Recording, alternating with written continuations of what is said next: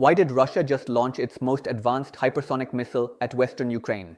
In a dramatic escalation, Russia fired an Oreshnik ballistic missile at Lviv overnight Thursday, claiming it was retaliation for an alleged Ukrainian drone attack on President Putin's residence. The missile, traveling at Mach 10, 13,000 km/h, struck a critical infrastructure facility in western Ukraine, just 60 kilometers from the NATO border. Russian Defense Ministry declared this is a response to Ukraine's attempted strike on Putin's home. But there's a massive problem. Both President Trump and the CIA have assessed that no such drone attack actually happened.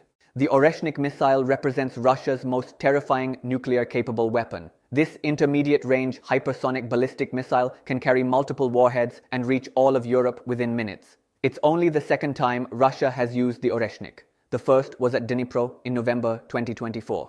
Air Force Commander West stated the missile was moving at about 13,000 kilometers per hour along a ballistic trajectory, 10 times the speed of sound. Lviv authorities reported explosions and damage to a critical infrastructure facility, though civilian buildings were not hit. Unverified reports suggest Russia targeted a large underground gas storage facility, a key energy hub. The false premise behind the attack is exposing Russian disinformation. Putin claimed the strike was payback for a drone swarm on his residence last month, but Trump publicly rejected this. I don't believe that strike happened. CIA Director Ratcliffe briefed Trump that Ukraine was targeting a military facility, not Putin's home. Yet Moscow is using the fabricated allegation to justify escalating attacks. Ukrainian Foreign Minister Andriy Sybiha called it a grave threat to European security and a test for the transatlantic community. EU Foreign Policy Chief Kaja Kallas slammed, Putin doesn't want peace. Russia's reply to diplomacy is more missiles and destruction.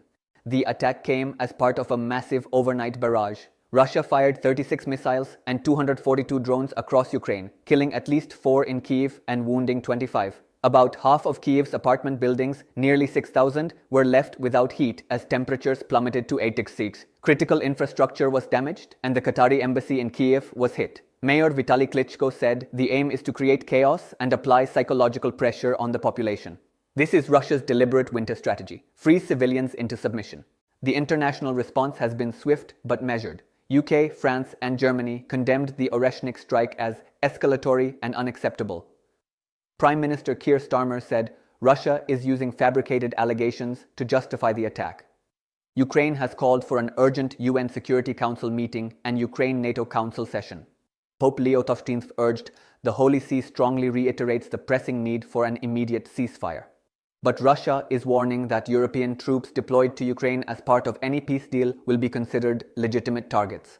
The core question is whether this missile strike is genuine retaliation or manufactured escalation. Russia is using a non-existent drone attack as casus belli for its most advanced weapon.